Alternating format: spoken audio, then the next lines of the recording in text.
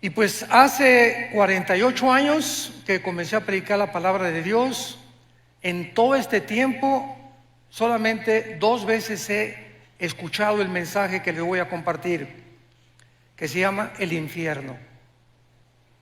Voy a predicar en esta noche sobre un tema muy controversial, nada popular, tal vez por eso ya no lo predican, pero en todo este tiempo, en 48 años, solamente he escuchado 2 mensajes acerca del infierno. Y pues es una de las verdades más solemnes que el Señor Jesucristo enseñó, porque precisamente fue la existencia de este lugar que se llama el infierno y del cual ya no se predica, por lo cual la Biblia dice: porque de tal manera amó Dios al mundo, para que todo aquel que en él cree, ¿qué cosa? No se pierda. ¿Qué significa no se pierda? Que no te vayas a la condenación eterna. El lugar del infierno es tan terrible que en su amor Dios prefirió que su Hijo pagara por tus pecados y por mis pecados en esa cruz, para que tú y yo no nos condenáramos en la corta vida que Dios nos ha dado en este lugar que se llama el infierno. El Señor Jesús habló del infierno mucho más veces que el mismo cielo. Veamos algunos pasajes, por ejemplo, Mateo capítulo 10, versículo 28. Dice Jesucristo: y no teman a los que matan el cuerpo, mas el alma no pueden matar. Teman más bien a aquel que puede destruir el alma y el cuerpo en el infierno. Mateo capítulo 13, 40 y 42. De manera que como se arranca la cizaña y se quema en el fuego, así será el fin de este siglo. Enviará el Hijo del Hombre a sus ángeles y recogerán de su reino a todos los que se sirven de tropiezo y a los que hacen iniquidad, y los echarán en el horno de fuego. Allí será el lloro y el crujir de dientes. Ningún ser humano podría saber qué es lo que existe después de la muerte más que Dios. Tú puedes consultar a brujos, puedes consultar a gurús, puedes consultar a chamanes, a Walter Mercado, a astrólogos, etcétera, etcétera. No hay una sola persona, ni un solo libro en los millones de volúmenes de literatura que existe en las librerías que te puedan decir qué hay después de la muerte. Todos son hipótesis, especulaciones, ¿verdad? Que ideas de los seres humanos, pero ¿quién puede decirnos realmente a dónde te vas a ir tú y a dónde me voy a ir yo cuando tú mueras? ¿Cuántos de nosotros vamos a morir en paz, sabiendo que vamos a atravesar un túnel nada más y que nos va a estar esperando los ángeles y la persona de Jesucristo? ¿Y cuántos de ustedes en esta noche que nos escuchan, cuando tú mueras, vas a abrir los ojos a la otra vida y te vas a llenar de terror y de arrepentimiento tardío, porque ya no habrá ninguna otra oportunidad en toda la eternidad para tu salvación? Dios nos ha dado una sola vez, 60, 70, 80, 85, algunos de una forma milagrosa llegan a los 100, 102, 3 años, para que podamos atravesar como peregrinos y oír la voz que en esta noche el Espíritu Santo te quiere hablar. Veamos nosotros que esta es una de las realidades más terribles de la existencia humana, y es que el Señor Jesucristo enseñó, como lo acabamos de leer, que hay un lugar, existe un lugar donde las almas de los condenados vivirán atormentados por un fuego que casi nunca se va a apagar. Después hablaremos de la duración del infierno. Vayamos a la primera carta a los Corintios y vamos a comenzar estudiando, en primer lugar, para que entendamos el infierno, cuántas criaturas ha creado Dios y el destino de cada una de las criaturas que Dios ha creado. Esto es muy profundo y muy interesante para la comprensión de nuestra conferencia. Dice 1 Corintios 15, versículo 39. No toda carne es la misma carne. Una carne es la de los hombres, o sea, el cuerpo de nosotros está diseñado con estómago, pulmones, un cerebro, etcétera, etcétera, diseñados no para vivir en la luna ni para vivir en Marte. Dios nos diseñó exclusivamente para este mundo y nos diseñó para que comiéramos los alimentos de la tierra. No Coca-Cola, ¿verdad? No refrescos, nada de Werner Bull, ni Monster, ni todos los productos que venden por todos lados. Nos creó para que comiéramos alimentos verdes, plantas, frutas, vegetales y por lo menos 2 litros de agua diarios. Si tú conoces este funcionamiento de tu cuerpo, Dios te va a conservar, Dios te va a bendecir, pero esta es la forma como Dios nos diseñó para que nosotros pudiéramos sobrevivir. Dice la Biblia, otra carne es la de las bestias. Bueno, los animales, los toros, las vacas, los caballos, las yeguas en el campo, ¿verdad? Tienen una manera de vivir, desayunan, comen, cenan y se mueren. Comen, cenan y se mueren. Comen, respiran y se mueren. Y es una tragedia, dicen los salmos, que muchos seres humanos, sin entender la razón y el propósito por el cual Dios nos creó, viven igual que las vacas, viven igual que los becerros. Te desayunas en la mañana, comes, ya fuiste a la universidad con el propósito de hacer dinero, con el propósito de ser presidente de Costa Rica, con el propósito de tener un fama, publicidad o recibir aplauso, reconocimiento de la gente, y todas estas cosas que tú buscabas, al final de tu vida descubres que todo es vanidad, que en ninguna de estas cosas vas a encontrar el propósito ni el significado verdadero por el cual Dios te creó. En tercer lugar, hay la carne de las peces. Los peces fueron diseñados para vivir con un sistema branquial especial. ¿En dónde? Debajo del agua. Y los pececitos, ¿verdad? Fueron creados, los ballenas, los tiburones, los delfines, para tener su hábitat. Y en cuarto lugar, las aves. Los cuerpos de las aves fueron diseñados que hasta este momento ningún ser humano puede diseñar ni inventar la forma como vuelan las aves.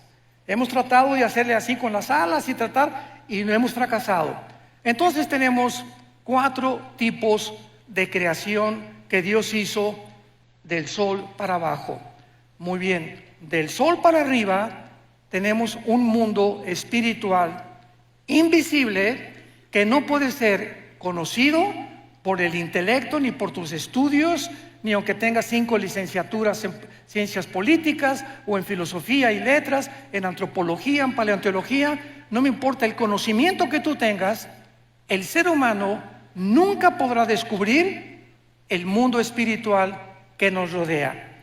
Y el mundo espiritual tiene también diferentes lugares donde todo lo que Dios creó en el mundo invisible, oculto a nuestros ojos, tienen un destino, como lo vamos a ver. En primer lugar, hay un infierno. El infierno es un lugar donde las almas, o tu alma, Dios quiera que no en esta noche, que si tú mueres y sales por esa puerta sin arrepentirte de tus pecados, sin saber que es la última oportunidad que tal vez Dios te ha dado en esta noche para recibir a Jesucristo, si tú mueres un accidente de tráfico, un cáncer inesperado, una embolia cerebral, una bala perdida, nadie sabe exactamente el momento en que vamos a morir. Pues si tú mueres sin Cristo, hay un lugar que está en el centro de la tierra. El centro de la tierra, lo vamos a ver a continuación, está todavía el infierno. Y en este lugar no van los demonios, no van los ángeles caídos, no va ninguna otra criatura más que los espíritus de los seres humanos. Dios diseñó el infierno únicamente para que ahí bajen las almas de los espíritus humanos que en la vida rechazaron el conocimiento y la verdad del Evangelio de la gracia de Dios. En segundo lugar tenemos otro lugar que se llama el abismo. El abismo es el lugar de los demonios. En el abismo Hay demonios y existen también ángeles caídos. Por ejemplo, dice en Apocalipsis capítulo 9, versículo 11, que el ángel del abismo es el jefe de los demonios, que se llama el destructor, o que se le llama también, ¿verdad?, Apolión, que significa el que destruye. Entonces, el abismo es para los demonios. Cuando Cristo sacó demonios, ¿se acuerdan ustedes? Le decían a Jesús: por favor, no nos envíes al abismo. ¿Por qué? Porque tenían miedo de ser encarcelados en este lugar. Entonces, en el abismo no hay espíritus humanos. En el infierno no hay demonios. El infierno es para los seres humanos. El abismo es para los demonios y los ángeles caídos. En tercer lugar, la Biblia menciona otra prisión invisible que se llama prisiones eternas de oscuridad. Judas, versículo 6, que en este lugar se encuentra un grupo demasiado malo, maligno, de ángeles caídos. Una vez que los ángeles rechazaron a Dios, hubo otro tiempo en Génesis capítulo 6 que se mezclaron con las mujeres humanas y produjeron gigantes de casi 4 o 5 metros de altura, con 12 dedos en las manos, 12 dedos en los pies, y esta raza de gigantes se llamaron los Nefilim, que significa los caídos, porque se refiere a los ángeles que realmente eran los hijos de Dios que bajaron a mezclarse y a corromper la genética humana para impedir que naciera el Mesías. Cuando Satanás oyó Génesis 3:15, de tu semilla, mujer, vendrá el Mesías, y de la semilla de Satanás vendrá el que hará tropezar al Mesías, Satanás, al escuchar esto, de ahí en adelante planeó cuidadosamente, de una forma, con una sabiduría impresionante, que no naciera el Mesías. Y así vino el primer ataque en Génesis capítulo 6, impidiendo y corrompiendo la genética humana. Más adelante ya sabemos, ¿verdad?, de qué forma continuó con estos ataques cuando nació Moisés, por ejemplo. El faraón mandó matar a todos los niños para que no naciera. Dijo Satanás: a lo mejor por ahí viene la línea genética del Mesías. Después, cuando nació Jesucristo, vinieron los reyes del oriente y le dijeron a Herodes: ¿dónde está el rey de los judíos? Mandaron matar a todos los niños menores de 2 años. Y así encontramos en la Biblia el ataque satánico para impedir que naciera el Mesías. Y luego tenemos en cuarto lugar el lago de fuego. El lago de fuego es el lugar donde todos, absolutamente, Satanás, el falso profeta, los ángeles caídos y los seres humanos pasarán la eternidad cuando hayan rechazado completamente el plan de Dios, principalmente los seres humanos. Ahora, muy bien, muchas personas dicen: Dios no puede ser tan malo de mandar a todos al infierno. Una vez una viejita me dijo eso: mire, pastor, yo no creo que Dios sea tan malo de mandar a nadie al infierno. Yo le contesté y le dije: amén, doña Chole, usted tiene toda la razón.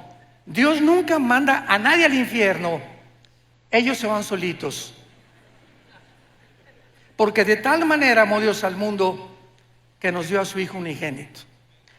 Entonces, las personas que se van al infierno no las mandó Dios. ¿Tú lo vas a escoger esta noche?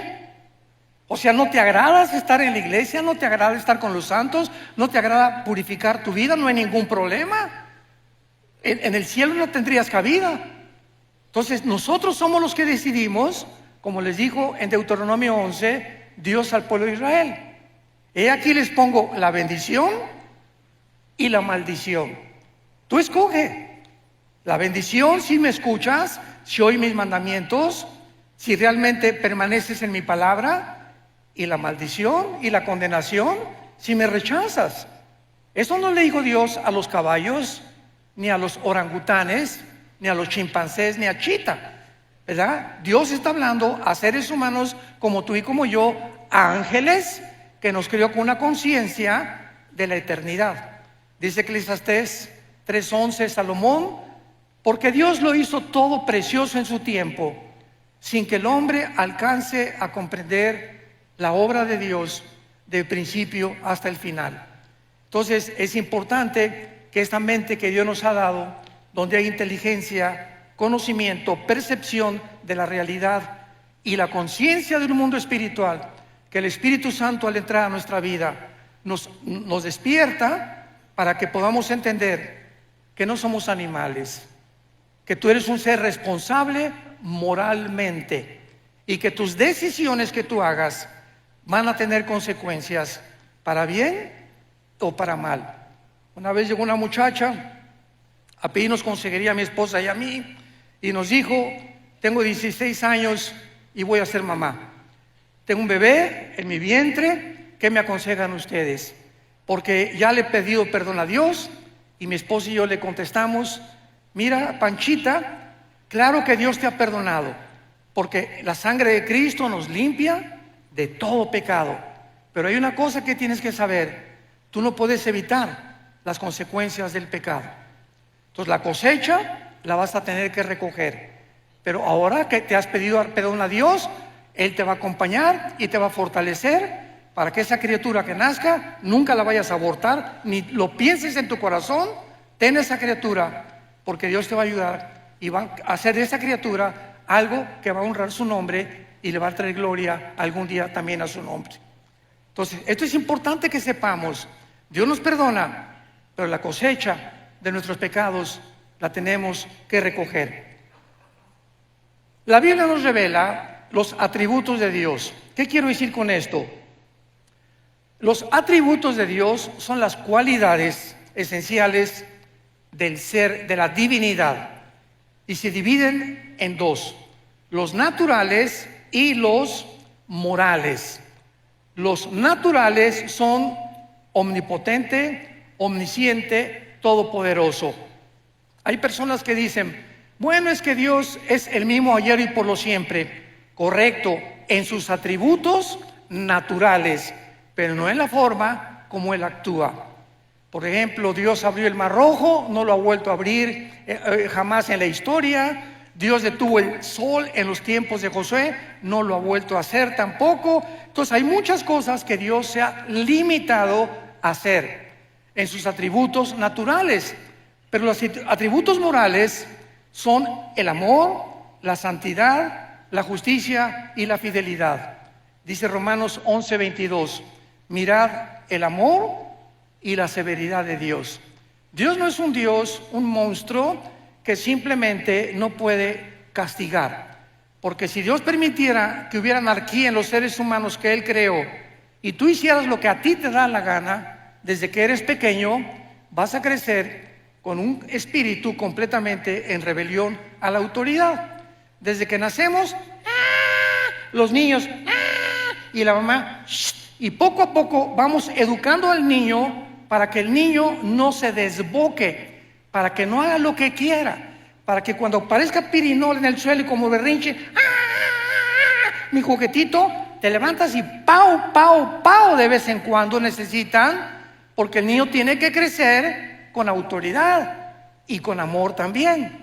Entonces, el mismo amor que yo abrazo a mi nieto y lo beso, el mismo amor se lo demuestro cuando sus papás le hacen pao, pao, pao. Entonces, el amor y la disciplina forman el carácter. Un muchacho que crece sin educación, en rebelión a sus padres, en rebelión a la policía, en rebelión a la autoridad, va a acabar en una cárcel, tarde o temprano.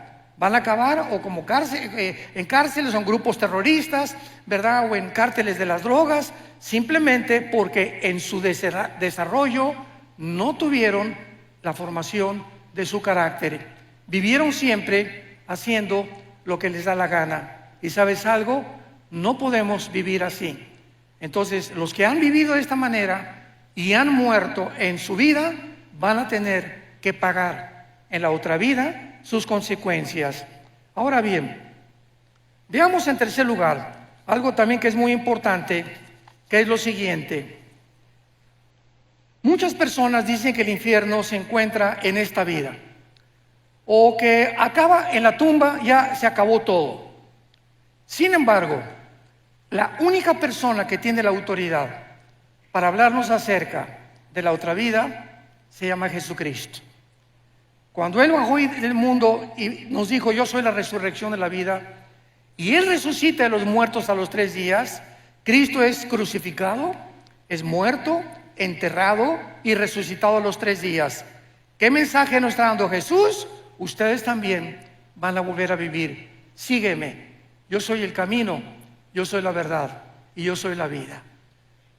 Yo soy el pan que descendió del cielo y he venido al mundo para en esa cruz mostrarte quién es Dios.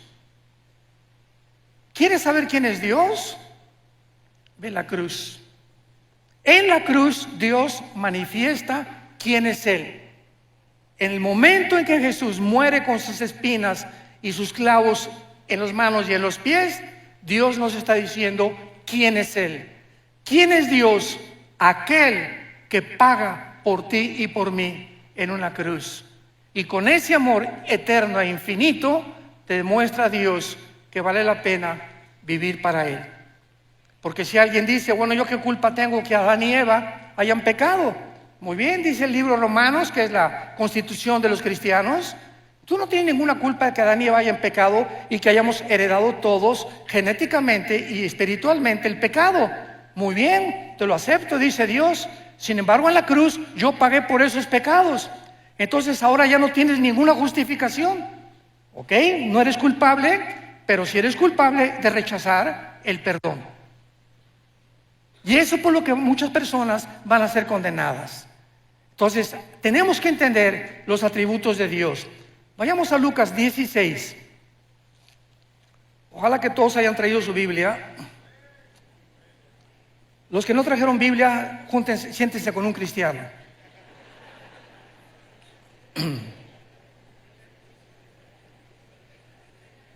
Desgraciadamente, ahora que tenemos la tecnología y que están todos los versículos escritos, pues la gente ya no trae su Biblia. Ya se acostumbraron a no traer la Biblia. Y es la palabra de Dios. Este libro necesitamos tener contacto el domingo, tenerlo aquí en mis rodillas. Cuando citan la Biblia, buscarlo, me enseño a manejarla porque es la espada del Espíritu. Y aquí está esto, pues aquí está Malaquías, aquí está Isaías. Y al ratito, después de usarla varias veces, esta espada ya la sé manejar. Ya sé más o menos cómo poder usarla. Y es en donde se encuentran los pasajes más importantes. Pero cuando acostumbras solamente a ver y ver en las pantallas todo lo que está en las pantallas, comienzas a desarrollar una negligencia total por vivir en la palabra de Dios. Y qué importante es que sepamos que debemos ser toda nuestra vida hombres y mujeres de la palabra de Dios. En Lucas 16 es uno de los pasajes, o más bien dicho, el más importante, donde Cristo nos revela la naturaleza del infierno. Este pasaje, en primer lugar, aclaro, no es una parábola. Aquellas personas que digan que es una parábola se equivocan, porque las parábolas usan nombres propios. Y aquí se menciona a Abraham, que fue un personaje en el Antiguo Testamento. Así que esto es una historia real del infierno y del lugar donde antiguamente las almas y los espíritus descendían antes de la cruz.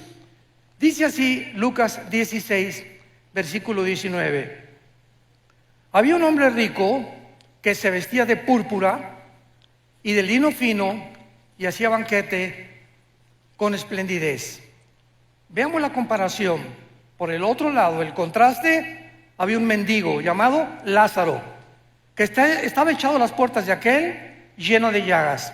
Aquí tenemos dos personas. ¿Por qué el Espíritu Santo usó a un rico y por qué usó a un mendigo? Muy bien, Jesús dijo claramente en Mateo 19, 23 al 24, que es muy difícil que los ricos entren al reino de Dios. Y en Santiago capítulo 2 versículo 5 dice la Biblia: porque los pobres Dios los hizo ricos en fe. Muy bien, ¿qué significa esto? No significa que el que tú tengas dinero te va a condenar. Significa que regular y generalmente las personas que alcanzan muchas riquezas, llega un momento en que no sienten la necesidad de Dios. Tengo todo. Tengo mi carro, mi casa, ¿verdad? Alma mía, descansa, muchos bienes he guardado. ¿Para qué me preocupo? Voy al domingo y escucho un mensaje, escucho una aplicación del Evangelio, pues sí, ¿verdad? Pero yo no necesito nada realmente, sin darse cuenta precisamente de su pobreza espiritual. Entonces, esto es una generalidad. Ahora, los pobres pues no tienen nada. La vaquita, el caballito, los borreguitos, los chivos, y tú le hablas a un Cristo. Yo comencé 3 años de mi vida cristiana como misionero en la sierra de Oaxaca y Guerrero, en México. 3 años durmiendo en pisos de adobe, me tapaba con periódicos, mi cojín era un ladrillo envuelto en periódicos, y a cada pueblito que iba predicándoles el Evangelio durante esos 3 años, el 80-90% de los indígenas se convertían a Jesucristo. Lo aceptaban con tanta facilidad. Les predicamos un evangelio tan sencillo y abrían su corazón: sí, Jesús, entra a mi vida. Cuando tú das este mensaje a gente disque intelectual o preparada o con dinero, no toman el mensaje con la misma pasión que lo hacen los pobres. Sin embargo, repito, son generalidades, y por eso el contraste entre un rico y un mendigo. Ahora dice la Biblia, versículo 22, que murió el mendigo y fue llevado por los ángeles al seno de Abraham. Subráyalo en tu Biblia. ¿Ya ves por no traerla? Allá no se puede subrayar, Fue llevado al seno de Abraham. Esto es importante porque aquí Jesucristo nos va a revelar el lugar donde bajaban los espíritus antes de la cruz. Fue llevado al seno de Abraham y murió también el rico y fue sepultado. Y en el Hades alzó sus ojos, estando en tormentos, y vio de lejos a Abraham y a Lázaro en su seno. Me detengo aquí. Desde Adán hasta la cruz del Calvario, ningún ser humano, ni los profetas, ni Malaquías, ni Habacuc, ni Sofonías, ni nadie sabía a dónde iban los muertos, los buenos y los malos, antes de la cruz, más que descendían todos al centro de la tierra. Era el único conocimiento que había, porque la revelación bíblica es progresiva. Dios va revelando conforme va pasando el tiempo, nos dando más luz y más luz. Cristo viene y nos abre las cortinas completamente. Llegan los apóstoles bautizados por el Espíritu Santo y se les da otra revelación. El apóstol Juan es arrebatado al cielo y escribe el Apocalipsis. Y así Dios va revelándonos los misterios de su reino y de la vida espiritual. Entonces todos sabían que descendían al centro de la tierra. El lugar en el Antiguo Testamento donde descendían todos, en el hebreo se llama el Sheol. Descendían todos al Sheol, buenos y malos. Muy bien. La Biblia en el Antiguo Testamento se traduce al griego y se llama la versión de la Septuaginta. Entonces, en la traducción del hebreo al griego, la palabra Sheol es una transliteración y se usó la palabra Hades con H, Hades. Entonces, viene Jesucristo y nos corre la cortina de lo que había en el centro de la tierra. Y Jesucristo nos enseña claramente, pero me voy a ir en orden. En primer lugar, tendrán vista, versículo 23, en el Hades alzó sus ojos. Las personas condenadas en el centro de la tierra, en el infierno, van a poder mirar, van a tener vista. En otras palabras, en la otra vida, los 5 sentidos espirituales que Dios nos ha dado a los cristianos, cuando nacemos de nuevo, no los tiene la gente que no es cristiana. Dice 1 Corintios capítulo 2, del 10 en adelante. El hombre natural, el hombre que no ha sido regenerado por el Espíritu Santo, no entiende la Biblia. Vienen aquí Oscar Jean-Paul Sartre, y viene aquí Richard Hawkins, y viene Bertrand Russell, y viene Friedrich Nietzsche, y vienen los más grandes ateos, y chocan contra la Biblia, porque no es el intelecto ni las facultades de la inteligencia naturales las que nos abren el camino para entender lo que solamente el Espíritu Santo nos puede revelar. Pero el espiritual, dice 1 Corintios 2, entiende todas las cosas porque tenemos la mente de Cristo. ¿Me van siguiendo?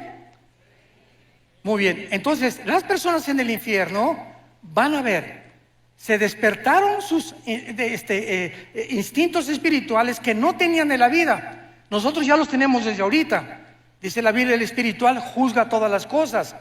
El cristiano tiene un discernimiento, y yo puedo estar con mi esposa en una cena y estar con ciertas familias, y me dice mi esposa: mira, esa persona que se acercó, algo mi parabólica me dice, ¿verdad? No hagas negocio con él, o no tengas mucha amistad con él. Algo me dice en su espíritu, en su mirada, que no es de Dios. Y así comenzamos a agudizar los sentidos espirituales que Dios nos da con el Espíritu Santo en la proporción en la que memorizamos la Biblia. ¿Sí me escuchaste? En la proporción de tu contacto con la Biblia, en la proporción que pases tiempo con la Biblia, y en ese mismo contacto y en ese mismo tiempo desarrollarás tus sentidos espirituales. Ahí en el infierno tendrán vista, pueden ver a Abraham. Número 2, versículo 24.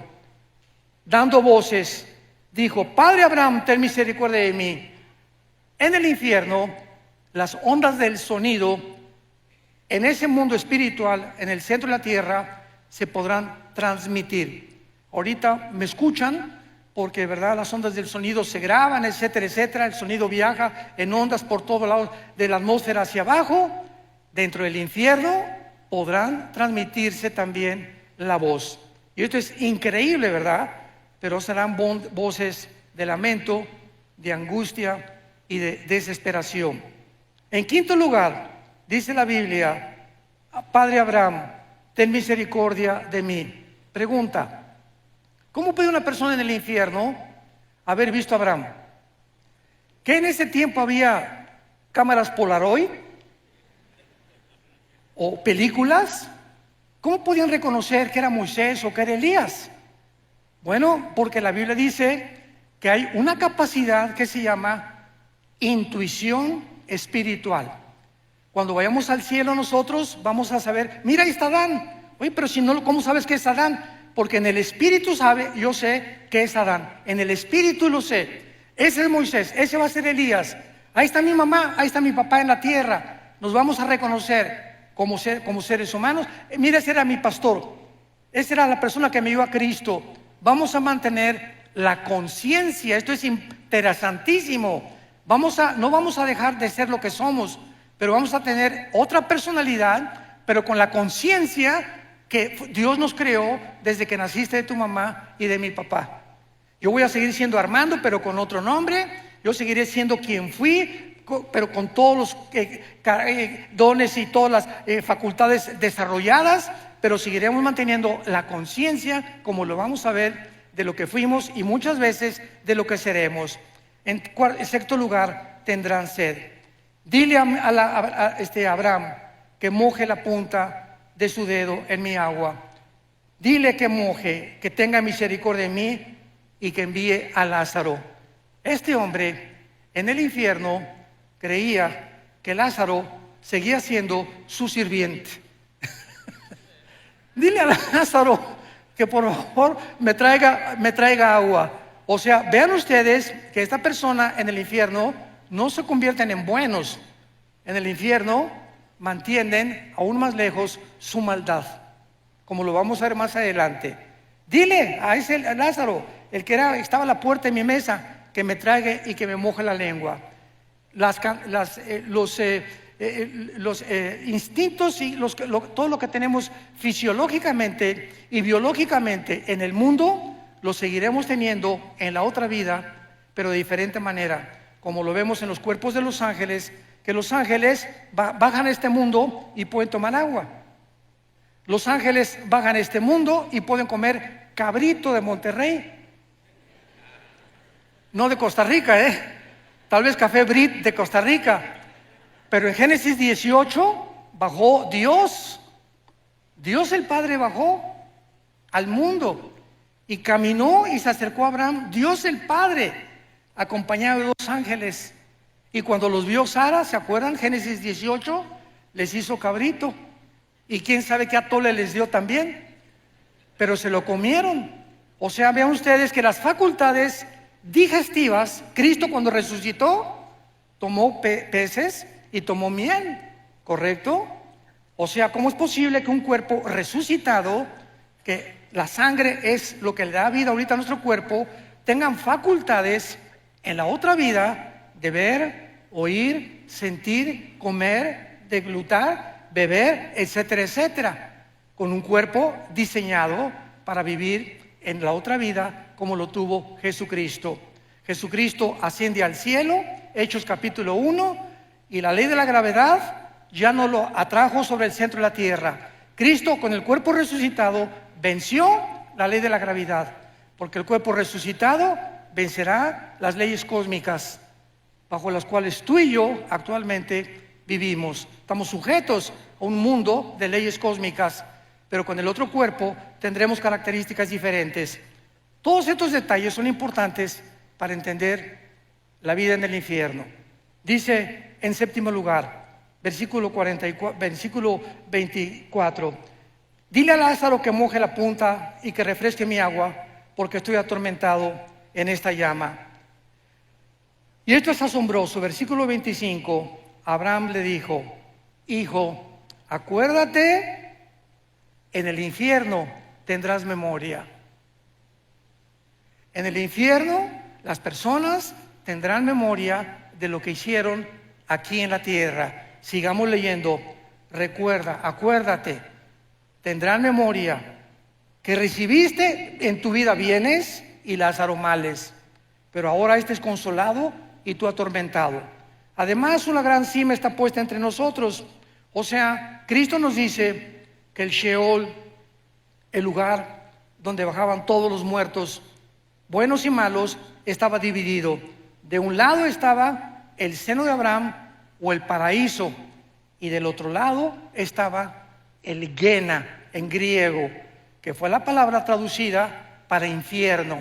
Entonces los buenos estaban esperando a la cruz, a que Cristo pagara con su sangre, porque antes de Cristo nadie subió al cielo, más que Enoc y Elías, que son las excepciones de Dios, ¿verdad? Dios hace sus propias leyes, Él no está sujeto a ninguna ley.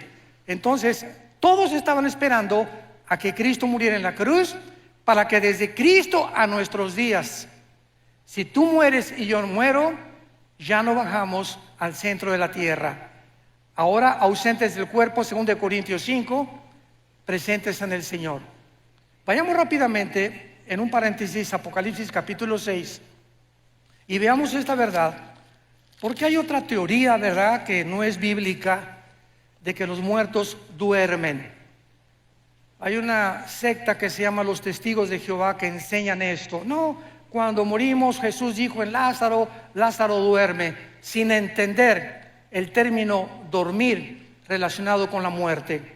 Aquí en el quinto sello, Apocalipsis 6, versículo 9, vi bajo el altar las almas de los que habían sido muertos por causa de la palabra de Dios y por el testimonio que tenían, y clamaban a gran voz diciendo: ¿hasta cuándo, Señor santo y verdadero, no juzgas y venga nuestra sangre de los que moran en la tierra? Aquí tenemos a Juan con una visión del cielo, donde los que han muerto están vivitos y coleando, platicando con Dios, haciéndole preguntas todavía a Dios. Señor, ¿hasta cuándo en el mundo seguirá la violencia, seguirá la muerte, seguirá la maldad? Y se les dijo: espérense tantito, todo esto va a llegar a su fin ya muy pronto, y todos los muertos tienen que morir durante la tribulación para que Jesucristo regrese por segunda vez para establecer su reino mesiánico con todos nosotros aquí mismo en la tierra, precisamente en Jerusalén. Esto es importante porque los muertos, en el momento en que tú mueres, abres tus ojos, y en el Antiguo Testamento dice la Biblia, y murió Abraham, y murió Isaac, o Benoni, y murió fulano de tal, y fueron reunidos con sus padres. Siempre que en el Antiguo Testamento moría alguien, los patriarcas, dice la Biblia, y fueron reunidos con sus padres. O sea, al morir había un lugar donde lo estaban esperando. ¿En dónde? En el centro de la tierra. Ahí estaban guardados todos los santos, guardados de Dios, conscientes, oyendo, viendo, esperando. Cristo muere en el Calvario. Efesios capítulo 4 versículo 10. Baja Jesucristo en los 3 días y 3 noches que su cuerpo se quedó en la tierra. Somos espíritu, tenemos alma, vivimos en un cuerpo. Cristo muere y su cuerpo destrozado, flagelado, completamente descuartizado, ¿verdad? Por todas partes, se queda en la tumba. Su espíritu se sale y baja Jesús en el espíritu al centro de la tierra. Pregunta, ¿con qué cuerpo? Porque dice 1 Pedro capítulo 3 que bajó a predicarles a los espíritus encarcelados. ¿Con qué cuerpo? Su cuerpo no había resucitado. Resucitó a los 3 días. Entonces vemos nosotros que en el momento de la muerte hay un cuerpo temporal que Dios nos da. Lo acabamos de leer en Apocalipsis 6. Se les dijo que esperaran, ¿hasta cuándo? Hasta la resurrección de los muertos, que tendrá lugar en el arrebatamiento de la iglesia, en el rapto de la iglesia, desde Pentecostés hasta nuestros días. Los que estamos en Cristo, los que formamos parte del cuerpo de Cristo, seremos resucitados. Los santos del Antiguo Testamento, Daniel 12 versículo 1, serán despertados en la segunda venida de Jesucristo. Entonces, en el rapto no se van los santos del Antiguo Testamento, únicamente el rapto es para la dispensación de la iglesia. La dispensación de Israel es completamente diferente a la de nosotros. Esto es importante también, pero regresamos a nuestro pasaje de Lucas y veamos la conclusión, que es realmente lo más profundo de este estudio. Y dice así: Abraham le dijo, acuérdate, versículo 25, que recibiste tus bienes. Lázaro está atormentado. Además hay una sima puesta entre nosotros, de manera que los que quieren pasar para acá a vosotros no pueden ni pasar de allá para acá. Claro que ninguno de los que estaban en el seno de Abraham le hubiera gustado echarse un brinquito, ¿verdad? Para el otro lado. Sin embargo, podían ver desde el otro lado los tormentos en los que estaban muchos espíritus ahí pasando la eternidad. Versículo 27. Entonces le dijo, te ruego, manda ahí a Escazú a alguien.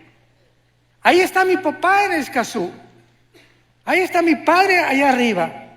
Porque tengo 5 hermanos para que les testifique, a fin de que no vengan ellos a este lugar. ¿Qué era la petición de esta persona atormentada en el infierno?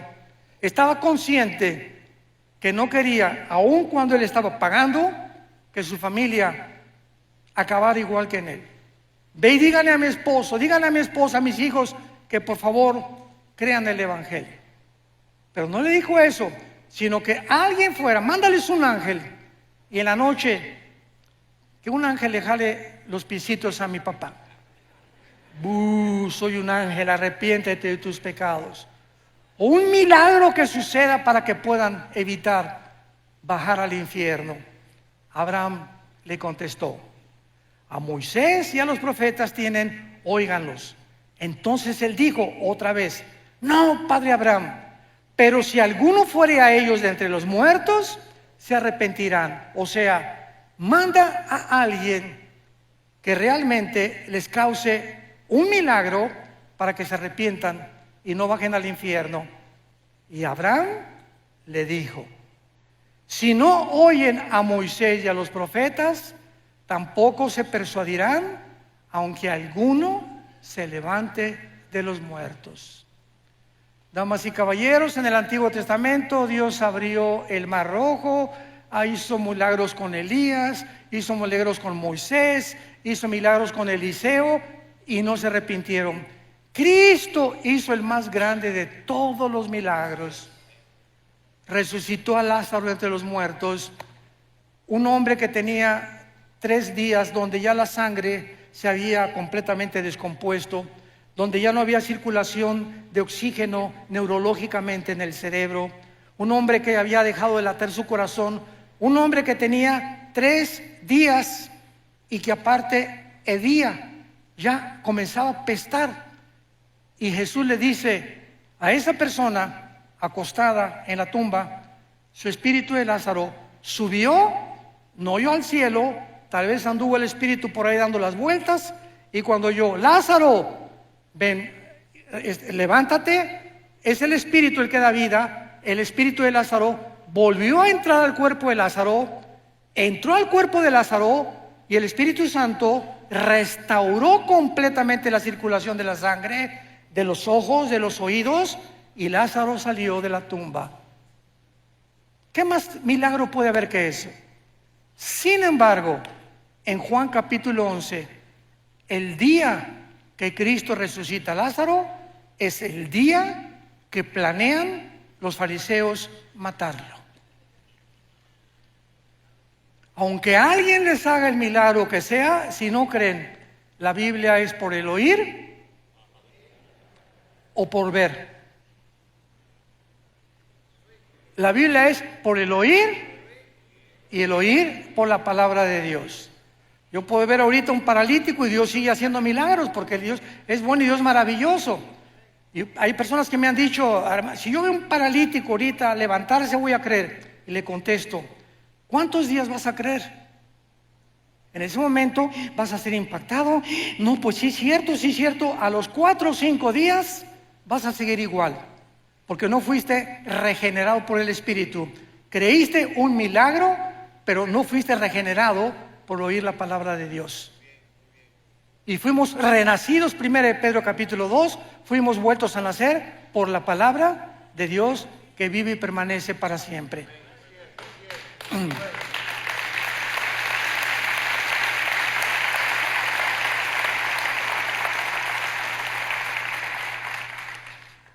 Ningún milagro sobrenatural convencerá a salvar a nadie. La salvación proviene de ver y no por el oír, o por el oír y no por ver.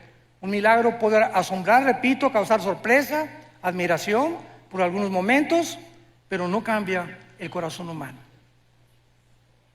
El único que cambia el corazón humano es la palabra de Dios. Si alguien pudo haber sido salvado o creído por milagros, fueron los judíos cuando salieron de Egipto, o los fariseos en la resurrección. Sin embargo, ni así creyeron a Dios. Ahora, ¿dónde se encuentra actualmente el infierno? En el mismo lugar. Si tú mueres esta noche sin la persona de Jesucristo en tu vida, sin haberte arrepentido de tus pecados, ahorita en la noche cierras tus ojos, el doctor dictamina, ya se fue Pancho, ya se fue Carlito, ya se fue fulana de tal, doña Choli ya se murió. Tu espíritu baja inmediatamente al centro de la tierra.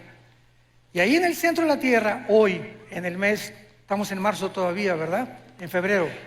Baja al centro de la tierra y después que pase los 2000 años o el tiempo de la gracia y venga la tribulación, cuando Jesucristo regrese, van a pasar 1000 años. Y al finalizar los 1000 años, los que están en el centro de la tierra van a resucitar. Apocalipsis 20 del 11 al 15, el juicio del gran trono blanco. Van a resucitar todos los que están en el infierno, los libros se van a abrir y Dios te va a decir, Carlitos, ven para acá, doña Panchita, venga para acá, doña Chole, venga para acá.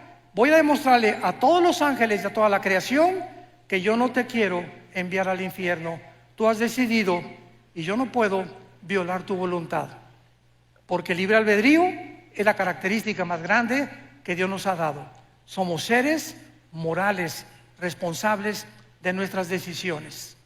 Si Dios forzara a alguien a irse al cielo, como dice otro movimiento también dentro del cristianismo, que Dios a unos los preparó para el cielo y otros para el infierno, y se nos roba la libertad de escoger, es una barbaridad.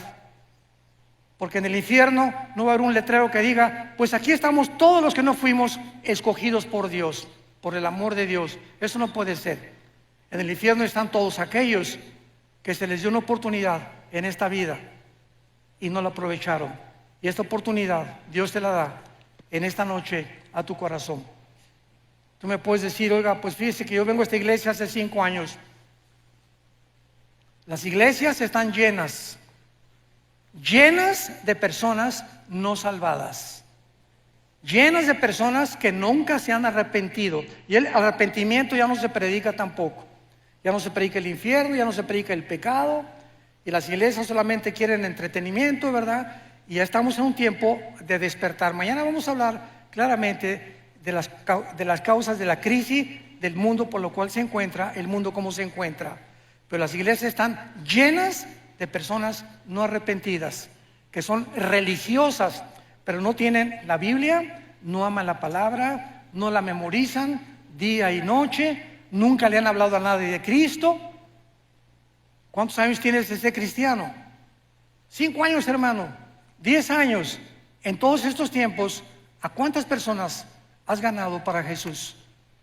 ¿A cuántas personas les has hablado de Jesús?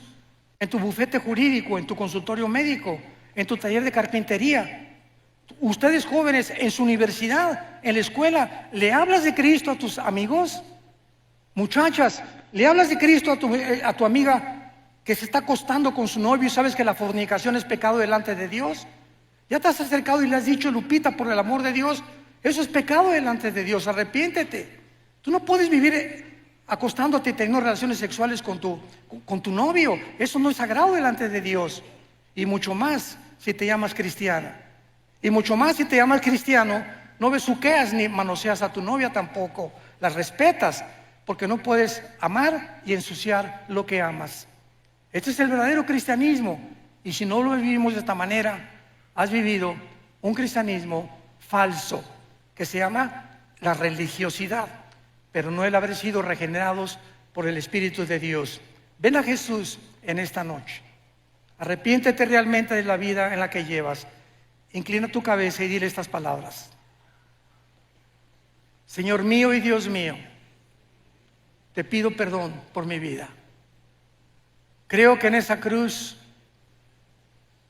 Jesús ha pagado por todas mis maldades, por todos mis pecados que hasta este momento he cometido. Ya no quiero seguir viviendo en el pecado, pero reconozco en este instante que yo no puedo ni tengo el poder de vivir para ti.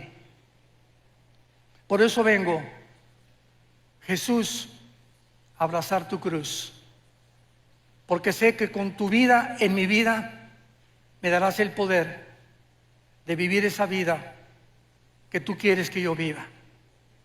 Creo que es tu sangre preciosa la que pagó por mis pecados y creo que tú fuiste crucificado, muerto, enterrado y resucitado a los 3 días. Y te pido que entres a mi corazón como mi Señor y mi Salvador. Gracias, Señor, por tan grande salvación y la corta vida que me queda en este mundo. Ahora la quiero vivir para ti y contarle al mundo, comenzando con mi familia, la historia de amor más grande jamás contada. Tu amor por mí en esa cruz.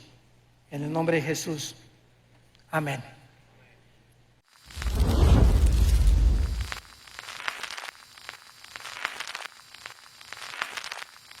Hola, ¿qué tal? Me da mucho gusto saludarles y quisiera simplemente comunicarles que gracias a todos ustedes a través de todas las naciones del mundo que aman la palabra de Dios y que realmente están interesados en que nosotros como organización Vida Nueva para el Mundo y Armando Alducin Ministries continuemos predicando el Evangelio de la gracia de Jesucristo y que podamos nosotros continuar haciéndolo gracias a sus donaciones.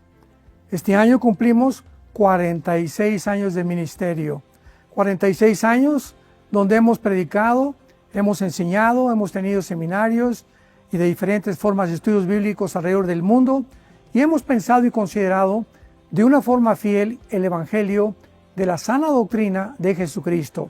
Nosotros, con todas estas donaciones, tenemos que sostener pastores, misioneros, obras, equipos de televisión y aún continuamos buscando la manera de poder elevar este ministerio. Hasta este momento quiero que ustedes estén enterados que no tenemos una sola propiedad como organización y así hemos trabajado durante 46 años porque le damos la importancia a la evangelización, a las misiones y también a los hombres de Dios para levantar más pastores. Le damos las gracias y que pueda Dios con su gracia tocar sus corazones y que puedan ustedes invertir en un terreno donde es fructífero, porque creemos que ha producido bastante buen fruto para la gloria de Dios. Gracias, muchas gracias por sus aportaciones y por las donaciones que sabemos ustedes continuarán haciendo para que podamos continuar siendo fieles en la predicación del Evangelio de la gracia de Dios. Que Dios les bendiga.